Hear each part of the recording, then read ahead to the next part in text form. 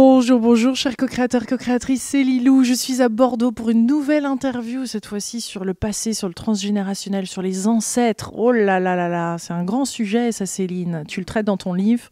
J'arrête de subir mon passé, hein. Il aurait pu s'appeler autrement, celui-là. Oui. D'abord, merci Lilou pour ton invitation. Je suis absolument super contente d'être là. Et oui, effectivement, ce livre, il aurait pu s'appeler autrement. Il aurait pu s'appeler Je suis libre et heureux » ou J'arrête d'ignorer mes ancêtres » ou Je fais le ménage dans le grenier de la maison. Parce que pour moi, ça relève de ça aussi quand même.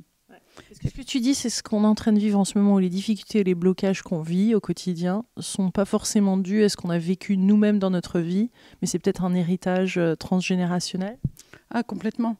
Complètement. En fait, j'en viens à me poser la question, tant qu'on n'a pas travaillé sur soi, tant qu'on n'a pas travaillé ce sujet, finalement, est-ce qu'on vit vraiment notre vie ? Ou est-ce qu'on vit le corps familial ? Est-ce qu'on est en train de vivre l'histoire de la famille ? Et c'est super, c'est pas du tout bien ou pas bien, c'est comme ça. Mais on vit ce corps familial et puis au fur et à mesure qu'on apprend qu'est-ce qui s'est passé, comment on peut guérir, comment on peut résoudre tout ça, alors en même temps on récupère son pouvoir et on commence vraiment à vivre notre vie. Donc c'est un super sujet. C'est vraiment un sujet très intéressant. Et quand tu dis transgénérationnel, parce que c'est quand même le sujet au cœur de ce livre, on parle d'à travers les générations. Ça veut dire quoi, ce transgénérationnel? Parce qu'il est utilisé un petit peu partout en ce moment. En fait, j'ai appris qu'il y avait deux termes. Intergénérationnel, ça veut dire ce qui relie les générations entre elles. Et puis le transgénérationnel, ça va plutôt être ce qui se transmet de génération en génération et qui n'est pas conscient. Ce dont on n'est pas vraiment au courant. Et puis qui nous bouge, qui nous agit comme ça. Donc le transgénérationnel, c'est toute l'histoire familiale, tout ce que nos ancêtres ont vécu, de magnifique et parfois d'extrêmement douloureux, et qui s'est inscrit dans la rivière du temps et qui vient toucher les petits bébés qui naissent, qu'on a été, jusqu'au moment où on se dit « Ok, bon, là, qu'est-ce qui se passe? C'est quoi mon histoire? Qu'est-ce que je suis en train de répéter? Pourquoi je rencontre toujours le même type de personnes? Pourquoi dans mes relations amoureuses, je me heurte toujours un peu au même schéma, finalement, de répétition? C'est toujours plus de la même chose, en bon et en mauvais. Et de récupérer son pouvoir. Moi, j'ai été formée par le chamanisme au départ. Et du coup, récupérer son pouvoir, récupérer sa puissance, ça veut dire récupérer sa lumière. Et cette lumière, elle est partout dans cet arbre familial, dans cet arbre généalogique.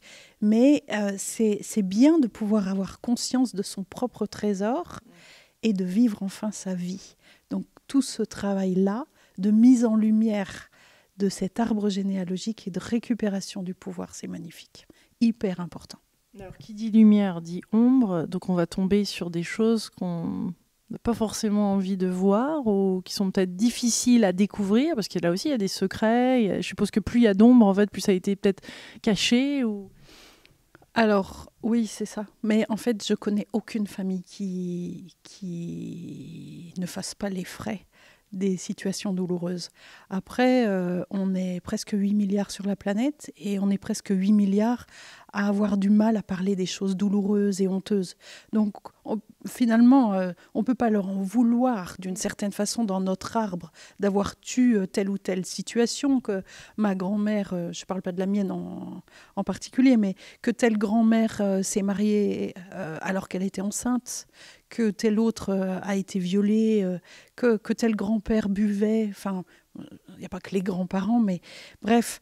Mais là, on peut parler d'inceste, on peut parler de viol, on peut parler de meurtre, on peut parler d'infanticide, on peut parler de choses qui sont très, très importantes. Oui, c'est ça. C'est de poser, pour moi, mon approche, c'est de relever ce qui a eu lieu, parfois de mettre au jour certaines choses, c'est-à-dire de sortir des secrets. Les personnes qui viennent me voir, en général, elles arrivent avec un sac à dos plein de secrets de famille. Ils les connaissent déjà? Non, pas forcément. Pas forcément. Et puis le travail qu'on fait, on se rend compte, telle date, ça colle pas. Il faut vraiment que tu ailles demander de l'info. Va voir ce qui s'est passé là. Puis la séance suivante, elles viennent, elles disent, waouh, j'ai trouvé un tel poteau rose, c'est énorme. Mais quand on découvre, par exemple, que le poteau rose en question, c'est que l'arrière-grand-mère, eh bien, elle s'est trouvée enceinte alors qu'elle n'avait que 16 ans. Mais on n'avait jamais calculé les dates. et que du coup, elle a dû épouser ce monsieur qui avait 20 ans de plus qu'elle, toute l'histoire prend une autre tournure. Et c'est là qu'on peut commencer à avoir de la compassion, en fait, pour ce qui a été vécu. Mais quand je parle de compassion, y compris pour les histoires d'inceste, de pédophilie, de meurtre, d'emprisonnement, c'est-à-dire que c'est des histoires humaines, c'est des histoires de vie, et elles nous constituent. On en est le prolongement, et on ne peut pas faire comme si ce n'était pas le cas. Par exemple, s'il y a eu une femme qui est tombée enceinte dans la famille à l'âge de 16 ans, qui a marié quelqu'un de plus de 20 ans, quelles pourraient être les répercussions dans nos générations ? Comment on peut détecter en fait qu'il y a vraiment quelque chose qui s'est passé là dans la famille et qui est bloqué, qui bloque les générations actuelles et les futures générations ? Alors, je vais prendre ta question un petit peu différemment. En fait, il m'est arrivé à plusieurs reprises de recevoir des jeunes filles qui allaient très très bien physiquement. La médecine ne voyait rien d'anormal et elles ne parvenaient pas à procréer. Elles commençaient à faire des fécondations in vitro, etc. Et puis ça prenait pas. Entre guillemets, ça prenait pas. Ok, quand on a travaillé ensemble, on s'est rendu compte, surtout nous en France, avec les 2 guerres mondiales qu'on a essuyées au début du XXe siècle. Je fais une parenthèse, mais là, tu es suisse ou on parle de France ? Je vis en Suisse, mais je suis française. Et du coup, on s'est rendu compte avec ces jeunes femmes, et ça a été le cas pour les 3 jeunes femmes en question, on s'est rendu compte que les grands-mères, leurs grands-mères, avaient perdu leur premier bébé pendant la guerre, et que le fait de perdre ce premier bébé pendant la guerre, eh bien, le discours qui leur avait été tenu, c'était « Écoute, arrête de pleurer, il t'en fera un autre en rentrant, et puis il y a pire en ce moment, et puis tu sais, la voisine, elle vient de perdre ses 2 fils », des choses de cet ordre. Du coup, elles n'ont pas véritablement pu faire leur deuil. D'accord ? C'est vraiment des notions psychanalytiques, mais c'est aussi tellement humain. Elles n'ont pas osé pleurer autant qu'elles l'auraient voulu. Elles n'ont plus été en droit d'évoquer l'enfant perdu, parce qu'il y avait pire. Donc tu veux dire qu'elles sont mortes avec ça en elles ? En tout cas, elles ont déjà vécu avec ça en elles. Et puis tout le reste de la famille n'a pas osé parler du sujet, parce que chaque fois qu'on en parlait, ça la faisait pleurer. Et la génération suivante continue à taire le truc. Et la génération des jeunes filles qui viennent me voir, elles ne savent plus du tout ce dont on ne doit pas parler, mais leur corps raconte. Et du coup, elles n'arrivaient pas, ces femmes, à donner naissance à leur premier-né, parce que les premiers-nés, ça meurt. Les premiers-nés, ça rend triste. Les premiers-nés, ça fait pleurer. Il y a une espèce de fausse croyance de vérité, du « c'est comme ça la vie », qui s'était inscrit en elles, et elles le rejouaient sans comprendre du tout ce qui se passait, en fait, véritablement. Donc, quand on prend conscience de l'histoire, quand on arrive aussi à ouvrir le cœur et à se dire « Waouh, en fait, c'est ça qu'elle a vécu, ma grand-mère ou mon arrière-grand-mère », alors ça réouvre des espaces dans l'individu. D'une part, la conscience est tellement puissante qu'elle passe au Karcher, les espaces de blocage. Alors, c'est juste le fait de le mettre en conscience que ça met de la lumière, ou il y a quand même un processus derrière ? La conscience, c'est un des éléments, pour moi, le plus important.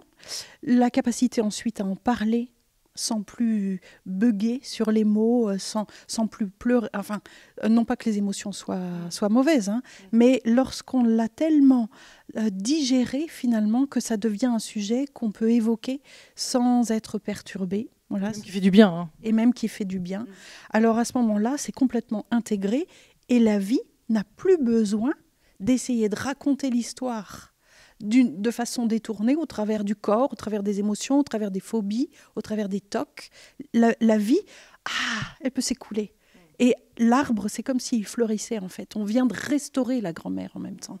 À la fois, la jeune fille peut donner naissance enfin à son premier-né, sans même plus avoir besoin de passer par la fécondation in vitro, dans l'un des cas que j'évoquais. Et puis la grand-mère, pour ma perception à moi, dans tous les travaux de ressenti qu'on fait en séance, eh bien la grand-mère, c'est comme si c'était un espace qui était fleuri, comme s'il y avait un amandier en fleurs à cet endroit-là. Donc tout le monde en bénéficie en fait.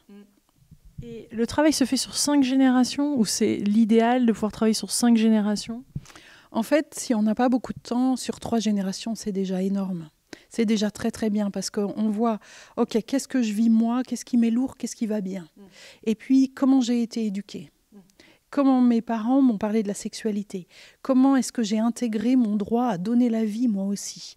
Et puis ensuite, on regarde les grands-parents, comment eux, ils ont éduqué leurs propres enfants, c'est-à-dire mes parents.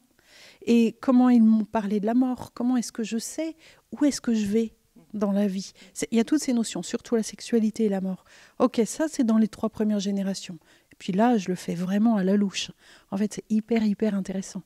Mais on se rend compte que pour des problématiques un peu plus crispées, par exemple, toutes les problématiques d'inceste, de viol, le meurtre, l'emprisonnement, et puis l'homophobie, par exemple, qui, je veux dire, on est à une génération quand même beaucoup plus ouverte. Nos morales se sont ouvertes, quoi. Je ne sais pas si on peut dire ça comme ça. Alors là, il va falloir qu'on aille jusqu'en 5e génération.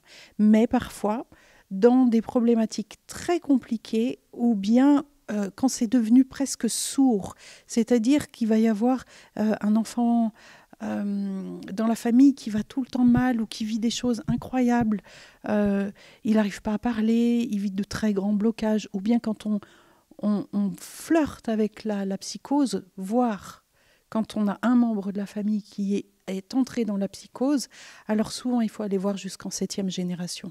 Parce que quand on en vient à exprimer les choses sans plus parvenir à mettre des mots, alors on est vraiment dans l'impensable. C'est vraiment quelque chose qui essaye encore de se traduire, mais sans plus trouver aucun mot pour pouvoir l'exprimer.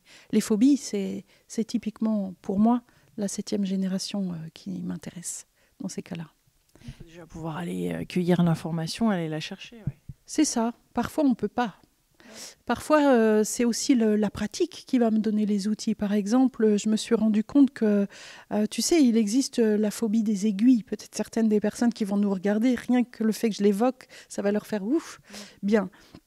Alors, ce que je vais dire là, ce n'est pas une recette toute faite, hein, mais les personnes avec lesquelles j'ai travaillé, je me suis rendu compte que cette phobie des aiguilles, c'était souvent une mémoire de l'intromission brutale d'un projectile dans un corps, qui avait eu lieu, par exemple, pendant la guerre de 1870, ou bien un suicide par balle. Ah oui, on sait que l'arrière-grand-père, il s'est tiré une balle après tel et tel événement. Et des générations plus tard, on trouve une phobie aux aiguilles, parce que ça n'avait jamais été évoqué. Ça, c'est tellement aidant que de pouvoir enfin mettre de la parole sur quelque chose qui a eu lieu. Alors, parfois, on remonte un arbre généalogique, puis on ne trouve pas ça, parce qu'il n'y a plus d'informations, parce que tout le monde a sclérosé la parole, parce que le tabou a pris toute la place. Mais le fait que j'ai eu plusieurs cas dans ce cas, ou bien le fait que d'autres analystes aient eu des cas, alors on peut commencer à mettre en parole. Vous savez, j'ai entendu d'autres personnes qui souffraient de la même chose que vous, et ça venait de ça. Et dans la conscience, ça commence à faire son chemin. On peut parfois ne pas véritablement trouver la cause, mais l'accompagnement est hyper important. Ça va être d'arriver quand même à poser de la conscience sur ce qui est vécu et en quoi ça peut faire écho à une mémoire. Je m'explique, je suis un peu en train de bafouiller, mais je veux dire, si tu es arrivé toi... Non, c'est passionnant. Si tu es arrivé avec ça et qu'on ne trouve rien dans ta famille, eh bien, je t'accompagnerai avec différents outils. Ok, qu'est-ce que ça te fait ? Si ce n'était pas toi, tu penserais que cette personne, elle souffre de quoi ? Tu penserais que ce corps, il est en train d'essayer de raconter quoi ? Tu vois, tous les systèmes les syndromes de stress post-traumatique nous ont énormément appris, en fait, sur les conséquences d'un individu. Quand on voit quelqu'un avec des rêves à répétition ou bien des processus d'évitement, ok, ça nous renseigne beaucoup sur le syndrome de stress post-traumatique de cette famille. Peut-être que plus personne ne sait quoi que ce soit. Et ouais, c'est ça. Et puis dès qu'on sent que ça dérange, il y a des choses qui sont niées également. Non, c'est rien. Ça, c'est un bon indicateur. Non, ça, c'est rien. Ah, c'est ok. Mon père me touchait. Enfin, la personne dit mon père me faisait des attouchements, mais c'est tout à fait normal. Oui, c'était mon papa. Et puis c'était gentil, etc. Ça, c'est un sujet qui est énorme. Et on ne peut pas toucher ça avec ses parents, avec ses arrière-grands-parents. Comment on l'aborde, le sujet ?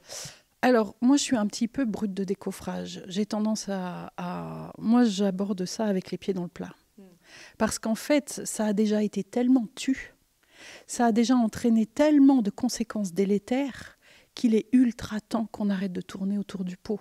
Et effectivement, un papa ou un grand-père, mais aussi des femmes, hein, il y a des femmes qui abusent leurs enfants beaucoup plus qu'on ne le croit, qui prenaient ses petits-enfants sur les genoux puis qui avaient une érection, eh ben, c'est pas rien du tout. Ça mérite vraiment qu'on en parle, en fait. Mais je voudrais en profiter pour vraiment évoquer un énorme tabou. C'est que très fréquemment, dans l'abus qui a pu être fait aux enfants, très fréquemment, donc pas systématiquement, hein, mais fréquemment, ça a entraîné du plaisir pour ce corps. Et ça, c'est très, très difficile à vivre, d'avoir été abusé et d'avoir été grisé par cette expérience, alors que c'était honteux, que c'était inavouable, que c'était peut-être même douloureux, etc.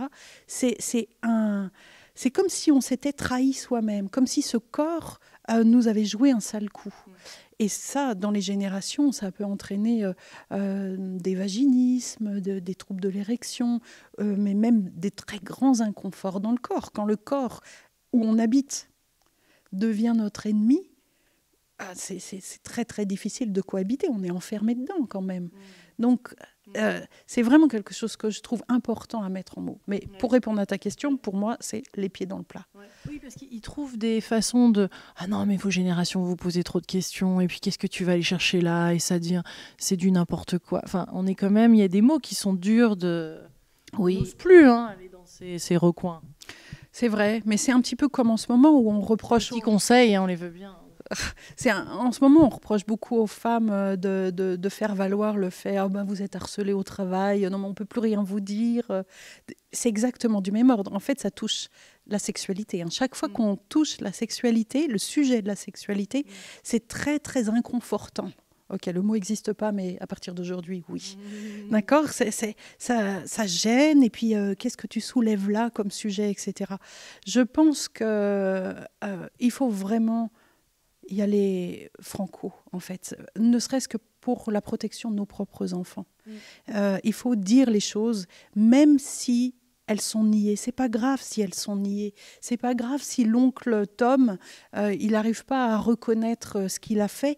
Au moins, la parole de la personne concernée aura pu jaillir et entraîner une libération. Chacun son rythme, en fait. L'oncle machin, il peut avoir besoin de temps et puis d'accompagnement. Et peut-être il est peut-être décédé. Et il est peut-être décédé. Alors, donc, moi, ce que j'invite souvent les gens à faire appel à la loi.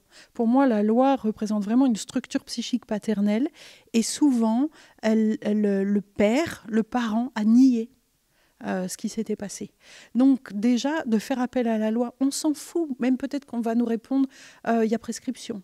C'est très très fréquent. Ou bien on ne peut plus rien faire, ou bien je ne sais quoi. Mais c'est pas grave, d'avoir fait la démarche est extrêmement importante. Si la personne n'ose pas, par exemple, aller déposer une main courante à la police ou des choses de cet ordre, ou demander réparation, on peut toujours écrire toute cette lettre de revendication, de vous rendez compte de ce qui m'est arrivé, et puis voilà ce qu'il m'a fait, ce qu'elle m'a fait, voilà comment j'ai été niée. Et tout ce courrier devient du vivant. Enfin, c'est dit, c'est posé, et ça peut être très symboliquement posé dans la boîte aux lettres. Je ne sais pas combien il y a de lettres que j'ai déjà invitées à poser dans la boîte aux lettres, il n'y a pas d'adresse dessus. Ou alors il y a marqué de tribunal de grande instance de je ne sais pas où. Mais la démarche, elle a été faite. Et donc, il ne brûle pas ces lettres? En tout cas, pour moi, ce n'est pas mon mode de fonctionnement. Je crois que c'est notamment parce que j'ai travaillé avec le chamanisme. On fait plutôt un rituel de réparation. Alors, pour l'inconscient, la symbolique, c'est très, très important. Par exemple, les rêves, c'est du symbole. D'accord ? De poser des actes, c'est du symbole. D'avoir un petit bracelet gris-gris pour nous porter chance, ok, c'est de la superstition, mais c'est aussi symbolique. Je vais à cet examen avec une protection. Ok, c'était juste un exemple. Donc, par exemple, pour ce genre de situation, je vais inviter la personne à mettre une bougie, on appelle ça une neuvaine parce qu'elle dure 9 jours, et puis à mettre un cordon de protection autour. Et pendant 9 jours, elle va se poser la question de quoi j'aurais eu besoin à l'époque pour être entendue, pour ne pas que ça arrive. Alors peut-être que les premières pensées, ça va être j'aurais pas dû prendre cette rue, j'aurais pas dû monter dans ce bus, j'aurais pas dû avoir cette jupe courte, enfin toutes les bêtises qu'on peut immédiatement absorber de mea culpa. Et puis au fur et à mesure, culpabilité. Complètement. Et puis au fur et à mesure des 9 jours, c'est mon oncle, mon grand-père aurait eu besoin d'aide. Ma grand-mère aurait eu besoin qu'on lui dise d'arrêter de boire. Ma maman aurait eu besoin de soutien pour ne pas me confier tout le temps à sa mère. Des choses comme ça. Vraiment, ce processus de 9 jours, il en vient à amener des solutions auxquelles on n'avait pas pensé. Voilà ce dont j'aurais eu besoin pour ne pas que ça arrive. Et même de poser dedans, j'aurais aimé que mon amoureux m'entende quand je lui ai parlé de ça la première fois qu'on a couché ensemble, des choses comme ça. Et à l'issue des 9 jours, j'invite les gens à mettre toutes ces petites affaires, parce qu'on pose des petits mots dans le grand cercle de protection autour de la bougie. Et ben, je les invite à mettre toutes ces petites affaires dans une petite boîte et à procéder à l'enterrement. L'enterrement de la part qui va mal.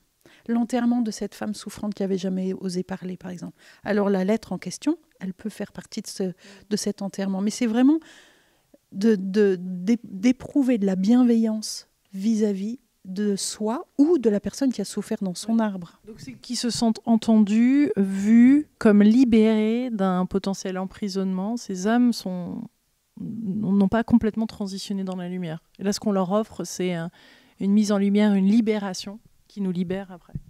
Alors moi, je crois que toutes les âmes transitent dans la lumière. Par contre, les personnalités qu'on a créées pour une incarnation, ces personnalités-là, elles peuvent être très, très blessées de ce qui n'a pas été entendu.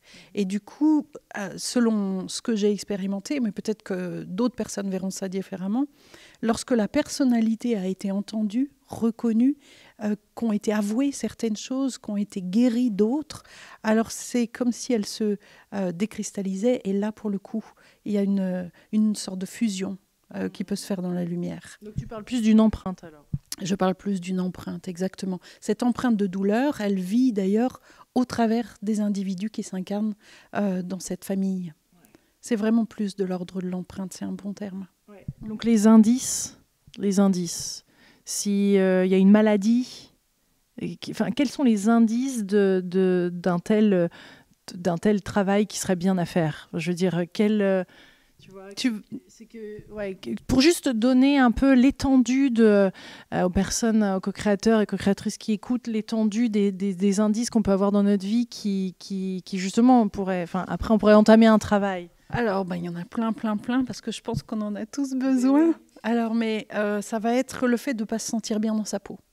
Ok, quel que soit l'âge, hein, les rêves récurrents, les situations d'évitement, le fait d'avoir une problématique avec la sexualité, que ce soit en excès ou en insuffisance, le fait de ne pas se sentir en droit d'être pleinement qui on est, pour pas blesser ou pour pas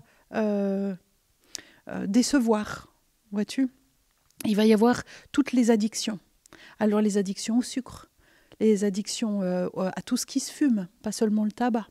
Il va y avoir les addictions à l'alcool, mais aussi les addictions aux médicaments, aux trucs qu'on absorbe, et puis les addictions au travail, et puis les addictions au sexe, et puis tout ce qui va faire qu'on se sent vivre que quand on répond à un besoin très, très, très viscéral. Vois-tu ? Ça, pour moi, c'est un indice très fort. Mais il va y avoir aussi tous les autosabotages. Dès qu'on se sabote, ok, qu'est-ce que ça veut dire ? Je suis en train de ne pas oser être plus brillant que qui dans ma famille ? Parce que tout ça, c'est des histoires d'amour, en fait, qu'on s'en rende compte ou pas.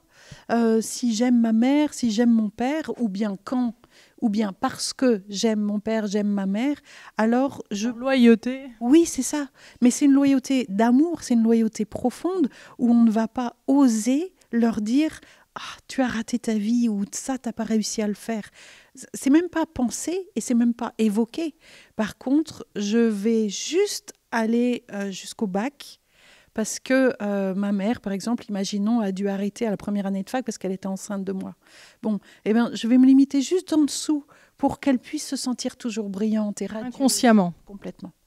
Complètement. Et c'est une loyauté filiale. Alors, il y a plein d'autres loyautés, hein. Mais voilà, ça, c'était dans les indices. Il va y avoir aussi le fait de répéter les situations. Par exemple, chaque fois que je commence un job, je tombe sur un patron qui me hurle dessus. Et je rencontre ça nulle part ailleurs dans ma vie, mais au travail, je tombe que sur des patrons qui me hurlent dessus. Ou bien en couple, je tombe toujours sur des hommes-enfants ou bien sur des femmes hystériques. Enfin, tout ça, c'est des gros clichés parce que hommes-enfants et femmes hystériques, on pourrait encore en parler pendant des heures. Mais voilà, ça, ce sont des indices.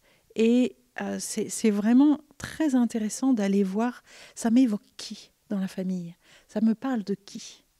Mais on a l'impression des fois qu'on essaye d'y échapper, on est en train de créer l'inverse ou qu'on est en train de reproduire exactement les mêmes choses. Et là, tu es en train de dire, bon, au-delà du travail qu'on a à faire sur nous et potentiellement, bien sûr, être 100% responsable de sa vie aussi et de ce qu'on a fait, pas forcément dire ah, c'est leur faute, c'est la faute aux ancêtres. Là, c'est pas de ce dont on parle, hein, mais on va récupérer son pouvoir.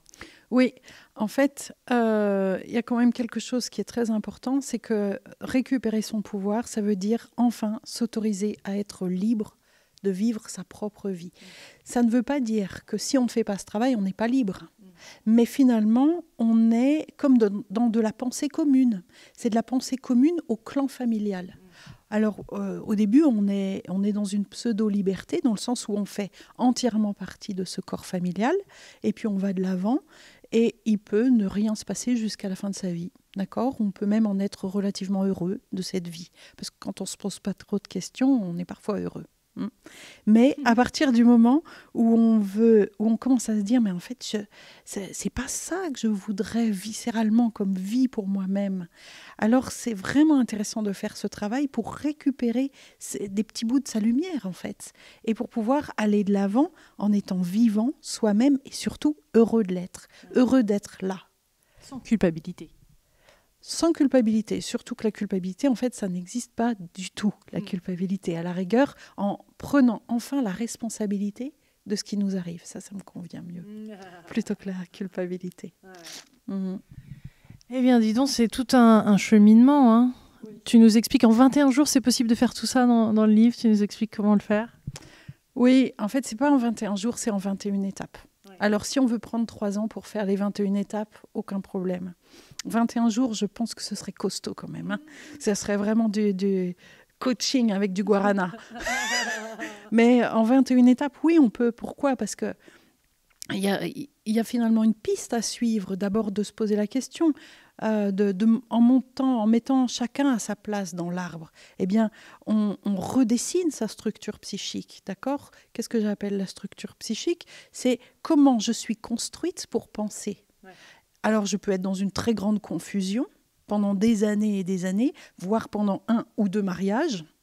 Et puis un jour, ok, on se rend compte que là, ça va plus, quoi. Là, stop, j'en veux plus. Je veux maintenant vivre heureuse pour moi-même. Bien. Alors, on va commencer ce travail. On va reposer. Voilà mes parents, voilà leurs parents. Ils ont eu autant de frères et sœurs. Tiens, il s'est écoulé que 18 mois entre 2 enfants. Et on commence à prendre en considération ce que la maman a pu vivre, que de donner naissance à tous ses enfants. Puis cet homme, il était tout le temps au travail. On commence à intégrer une forme de réalité de ce qui s'est passé. Ça n'est plus un nuage, d'accord ? Et alors, une fois qu'on a fait ça, eh ben, il y a d'autres étapes. Comment est-ce que la mort, elle a été parlée dans cette famille ? Comment est-ce que le mariage, comment est-ce que l'amour, etc. Tous les sujets qui ont été abordés, c'est ça qu'on trouve en 21 étapes dans ce livre, c'est de prendre le temps de décortiquer chaque petite zone. Et là, se remet en place une structure psychique saine, claire, vive, qui nous permet de penser librement et magnifiquement. Ouais. Et le corps va mieux. Ouais. Pour l'avoir expérimenté moi, bien évidemment, eh bien, je me suis rendu compte qu'au fur et à mesure que je travaillais, je récupérais de l'énergie. Ouais. En fait, mon énergie, j'étais née dans une famille, tout comme chacune des personnes qui nous écoutent, j'étais née dans une famille où, en fait, mon énergie par solidarité, elle était morcelée et dispersée dans l'arbre familial. Et de remettre au jour ces petites perles, je les récupérais et j'ai fait de plus en plus la pêche. Et j'avais envie d'aller de l'avant et j'avais à nouveau de l'espace pour vouloir créer, etc. Donc c'est vraiment, vraiment énorme. Notre arbre, on le porte dans notre corps. Et on récupère de la créativité, de la curiosité, un certain émerveillement de la vie aussi. Enfin, d'un seul coup, c'est comme un voile. Hein. Petit à petit, ces voiles se lèvent. Oui, mais on récupère aussi beaucoup d'amour, je trouve. beaucoup d'amour, de considération, de se rendre compte que ce ne sont pas juste des vieux grincheux qui nous ont précédés, avec des photos un peu coincées et des corsets. C'est vraiment des personnes qui ont eu des passions, qui ont été adorés, des humains, violons. C'est des humains, c'est des comme nous, en fait. Et puis, ces jeunes femmes, elles ont été passionnées, elles ont été amoureuses. Et puis, ces hommes, ils ont voulu être de preux chevaliers. Et puis, la vie, on a décidé autrement. On récupère de l'amour, en fait, vis-à-vis, y compris des vilains gronchons de notre arbre. Et puis, certains ont été emprisonnés, d'autres ont tué, d'autres ont violé. Ça oblige, ça invite à poser un regard humaniste, en fait, sur cet arbre. Et mon dada, personnellement, c'est l'amour inconditionnel. Et du coup, c'est vraiment une très, très belle piste pour ouvrir cette zone d'aimer sans qu'il y ait de conditions à cela. Alors, parfois, on va vraiment détester notre oppresseur, hein, et c'est OK, en fait. C'est OK d'en être là.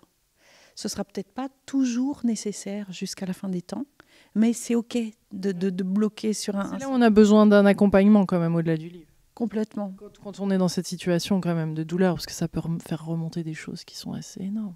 Ah, mais ça fait remonter des choses qui sont énormes. C'est pour ça que dans le livre, il y a tout le temps, prenez-vous dans les bras. De quoi avez-vous besoin en ce moment? Comment ça va? Il y a même une étape ou deux qui ne visent qu'à prendre soin de soi. À prendre un bain, aller voir des amis, ne rien faire, arrêter le livre, le reprendre peut-être 1 an plus tard. C'est un processus qui est équivalent à la naissance. Pour moi, c'est vraiment un processus équivalent à la naissance, complètement. Ouais. Eh bien, j'avais envie de parler également de ce qui se bloque dans notre corps, parce que tout ça, ça peut s'exprimer sur le corps, sur le visage, des choses qui là aussi ne fonctionnent pas bien. Ces mémoires, elles peuvent être stockées. On parle de chi souvent, qui est stocké dans la partie plus asiatique, dans la médecine plus chinoise. On parle de cette énergie vitale qui va être stockée à certains endroits et qui a besoin d'être libérée. C'est aussi ces mémoires. Oui, alors là, on ne va plus être dans le transgénérationnel académique, si tu veux. Mais quand je suis allée dans la baie de Sathaya pour nager, c'était vraiment un espace guérissant que j'ai rencontré là. J'ai vraiment reçu une très grande médecine et puis un très grand apprentissage, c'est-à-dire que chacune de nos articulations porte un étage de nos ancêtres, d'accord? Et on retrouve ça aussi dans le Tao, où les ancêtres, les anciens, ils sont aussi inscrits dans le corps. Et c'est vraiment intéressant de regarder toutes les médecines énergétiques du monde et les sagesses, de voir comment le corps et les ancêtres font un, en fait. Donc, après, si j'ai mal à l'épaule, si j'ai mal au genou, si j'ai mal à droite plutôt qu'à gauche, si j'ai mal à tel organe, tout ça vient nous raconter des choses. Et ce que cette expérience quasi mystique que j'ai vécue dans la baie de Sathaya m'a apporté, c'est que j'ai été invitée à chaque articulation à lâcher prise, renoncer et couper. Ça peut paraître 3 mots hyper déjà utilisés, mâchonnés, etc. Mais c'était lâche prise dans ton désir à vouloir transformer cet arbre. Il existe tel qu'il est, il a sa raison d'être. Et puis renonce à vouloir apporter mieux que ce qu'ils ont su faire. Et là, je récupérais toute la considération, la bienveillance et l'amour inconditionnel vis-à-vis des individus. Et ensuite, coupe de ton attachement à vouloir les sauver. Et à chaque fois que j'arrivais à faire ces 3 processus, mon articulation qui était en feu à ce moment-là, c'est comme si ça se décristallisait et j'ai récupéré un corps beaucoup plus vaste, beaucoup plus conscient, en fait, à ce moment-là. J'ai l'impression que ça passe par le corps maintenant, on en a besoin. Moi, je le vois avec le défi femme qui arrive, là, le corps nous parle et c'est un vrai... C'est nos vaisseaux. C'est nos vaisseaux, en fait. On habite dedans, on navigue dedans, on doit les honorer. Il a tant de choses à dire. Absolument. Oui, c'est des êtres à part entière pour moi. On cohabite. Bon, je sens que ça sent un prochain livre et on fera une autre interview là-dessus. Merci beaucoup, Céline. Avec grand, grand plaisir, Lilou. Merci à toi. On vous embrasse très, très fort, chers co-créateurs, co-créatrices qui regardez. N'hésitez pas à partager cette vidéo. hein, et puis à lire ton merveilleux livre, à faire des séances avec toi. Hein. J'arrête de subir mon passé. Tac. C'est ça, aux éditions Erol, de la merveilleuse Anne Guéquier qui m'a invitée à écrire ce livre. On salue. Gros bisous. Bye bye. Merci.